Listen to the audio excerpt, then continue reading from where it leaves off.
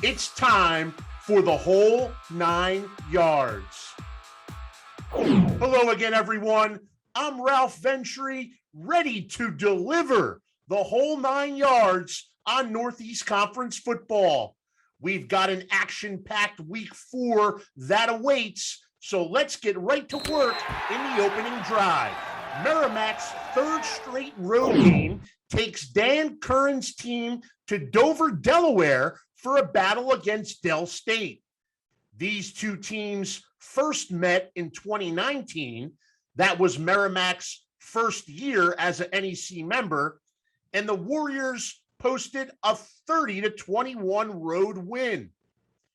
As for the 2021 Warriors, Merrimack quarterback Weston Elliott has thrown multiple TD passes in all 3 outings this month.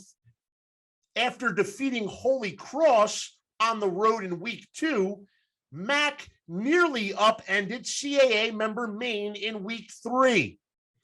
We'll have more on the individual performance of Merrimack receiver Jakari Carter later in the show. It's CCSU versus the U. The Blue Devils will try to make some waves down at Miami. It'll be the program's second ever meeting with an ACC member. The Blue Devils kicked off the 2017 campaign at Syracuse. The week 4 trip to Coral Gables will be a homecoming of sorts for CCSU starting quarterback Romello Williams, a native Floridian. With less than 1 month of the season gone by, CCSU's passing attack, led by Williams, has already seen 14 different players make at least 1 reception.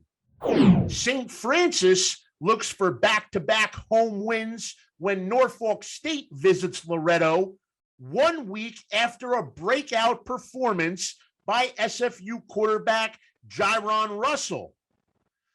The first-year Red Flash starter tossed 4 touchdown passes in the win over Wagner and has developed a good rapport with receiver Katero Summers.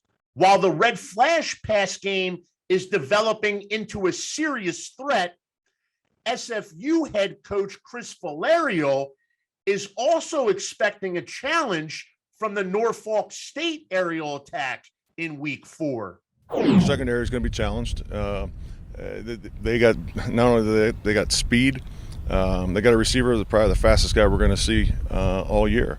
Not only they got speed, but they got size. They got a receiver at 6'2", 6'4", I think, and 6'2". So, yeah, I mean, it's going to be a great challenge for us. And obviously, this is a quarterback that likes to throw the ball around. He doesn't have one favorite target.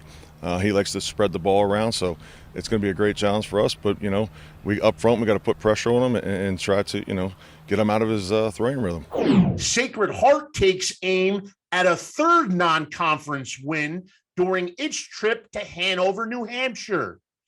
More on Sacred Heart's defense in our Stats Amazing segment later in the show. As for the Shoe offense, running back Malik Grant filled in admirably for injured All-American Julius Chestnut. Running behind a battle-tested offensive line, Grant rushed for 133 yards and a touchdown in a win over MEAC member Morgan State. After back-to-back Northeast Conference contests, Wagner steps out of league to face its second FBS opponent this season. The Seahawks head from Staten Island to Philly to take on Temple. Jalen Frazier appears to be becoming more and more comfortable as Wagner's starting signal caller. Frazier accounted for 3 touchdowns at St. Francis, including an 82-yard hookup to Randy Pfizer, which is the 3rd longest in the FCS this season. Bryant made for some great moments during its first FBS game at Akron. The defense stood tall on numerous occasions in week 3 and the offense continued to receive significant contributions from rookie players. Zevi Eckhouse has shown flashes at the quarterback position, and running back Fabrice Mukende totaled 109 all-purpose yards at Akron.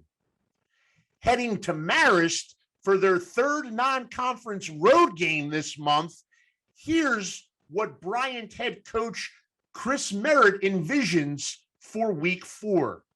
We're eager to get back on the field Saturday against Marist, and our goal is to even our record. Our goal is to get back to running the football like as effectively as we did against Sacred Heart, and then defensively, our goal is going to be simply to keep them off the scoreboard.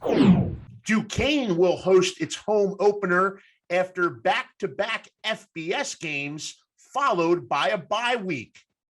The Dukes secured a signature victory last time out in week 2, topping Mid-American Conference member Ohio University. Now, the Dukes' week 4 matchup with Virginia Lynchburg will provide Jerry Schmidt's team a chance to prepare and fine-tune for the following week's NEC opener at Merrimack. Let's take a look at the NEC stock market. I'll tell you whose value is on the rise. A punter, you ask? Why not? Punters are people too, and they can have a great effect upon the result of a football game. Let's look at Jordan Slaby because he's done just that. The St. Francis transfer punter from Division II Alderson Broadus has been fantastic through the season's first 3 weeks, twice earning NEC Special Teams Player of the Week honors. In the NEC opening win over Wagner, Slaby averaged 48 yards per boot with 4 of his 7 punts backing Wagner up inside its own 20-yard line. 2 of those 7 punts were downed at the 1. You know, he can change the game real quick, and he's been a great blessing for us. Again, another guy that's coming into his own. We challenge him week in and week out, but he challenges himself. He comes out here early every day, gets his punts in, and he's a leader. He's Jordan Slaby. He leads the Northeast Conference in net yards per punt at 42.9, and his stock is all the way up. I'm calling the Twitter timeout. It's time to put the eyes on the tweet sheet. Merrimack alumnus Marquise Spence, well, he took to Twitter to pay congratulations to current Merrimack pass catcher Jakari Carter for Carter's remarkable performance in week 3 at Maine. Spence, a former receiver himself, initially set the Warriors' single-game Division I program record for receptions in 2019 when he made 16 catches at Lehigh and was subsequently named NEC Offensive Player of the Week for his efforts. Fast forward to 2021, and Jakari Carter has exploded onto the scene in North Andover. After 6 catches over 3 games in the spring, Carter has opened the 2021 fall campaign by averaging more than 10 receptions per game over the season's first 3 weeks. Carter broke the 100-yard receiving barrier in each of his past 2 outings, including the eye-popping performance at Maine, where he totaled 18 grabs for 131 yards and 2 touchdowns. The 18 catches are a Merrimack single-game D1 program record, and they are the most by an FCS player thus far this season. Stats amazing. 24 points per game allowed? No. 24 points total.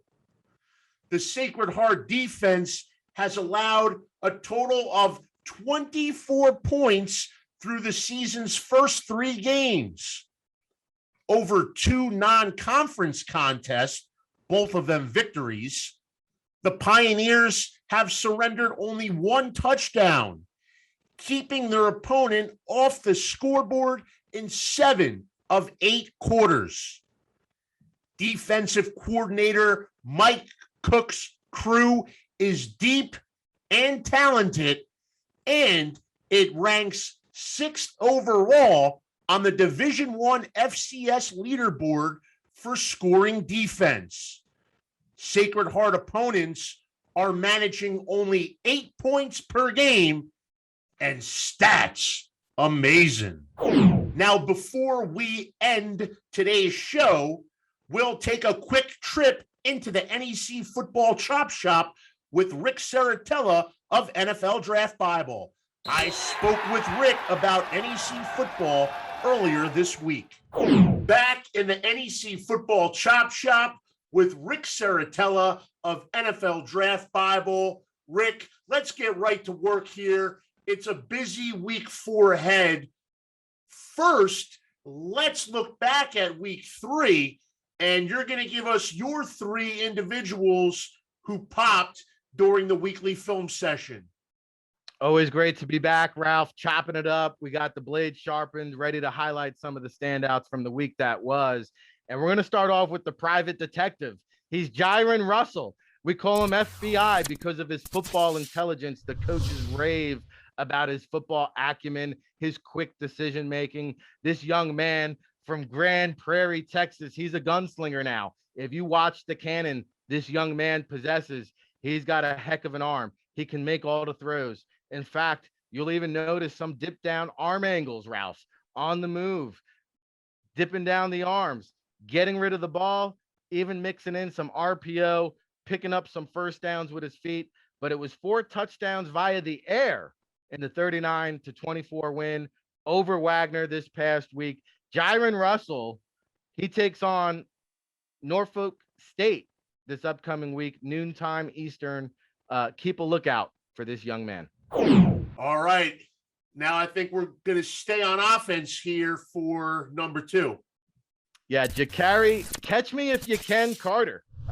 He is as elusive as the gingerbread man, as we saw in a losing defeat against Maine. Jakari Carter had 18 catches, Ralph, 131 receiving yards, and oh, by the way, 2 scores. Now, this was a closer game than what people might have thought. They were in the mix here the whole way. Jakari Carter, Merrimack, this upstart football program, they'll visit Delaware State, 2 p.m. Eastern this upcoming Saturday. All right. Well, now, Rick, let's switch it over to the defensive side. And what did you see there in week 3? Yeah, a lot of great young talent in the Northeast Conference, and Ryan back in the Sadler. The Bryant linebacker making plays all over the field, 12 tackles, 10 solo, a forced fumble, scoops up the fumble recovery. This guy's all over the field, Ralph. He's got the sideline to sideline capability. He is really showing out in a big way from Boca Raton, Florida, 6'2", 225, kind of that modern day NFL sized type of linebacker. He wins NEC Defensive Player of the Week. Again, in a losing effort, Bryant loses to Akron in their first ever FBS opponent, but this was a 14-14 affair after three quarters of play, in big part to Ryan Sadler making game-stopping plays right before the half, right there before the end of the quarter, and he kept them in the game right there to the very end. Ryan will try to do again better this upcoming week at Marist. It's a nighttime affair, 6 p.m. Eastern. Now let's look ahead to week 4. You usually pick out one game to focus on, and what is that matchup this week? Yeah, no in-conference matchups this week here in the Northeast Conference, but we do have a good one. This Merrimack program, Ralph, they have come such a long way in such a short period of time. 2-1, traveling to Delaware State. This one's going to be on ESPN Plus, 2 p.m. Eastern. And I'm going to highlight a handful of guys. We talked about Jakari Carter. How about his quarterback, Weston Elliott, who's completing nearly 70% of his passes this season, 8 touchdown passes, 929 passing yards through the first 3 games. Weston Elliott stating a case early on for Northeast Conference Offensive Player of the Year. And then, of course, on the defensive side of the ball, you've got Darian McKenzie. This young man is on a lot of award watch lists. He's on the NFLPA Collegiate Bowl Big Board watch list at 6'1", 200 pounds.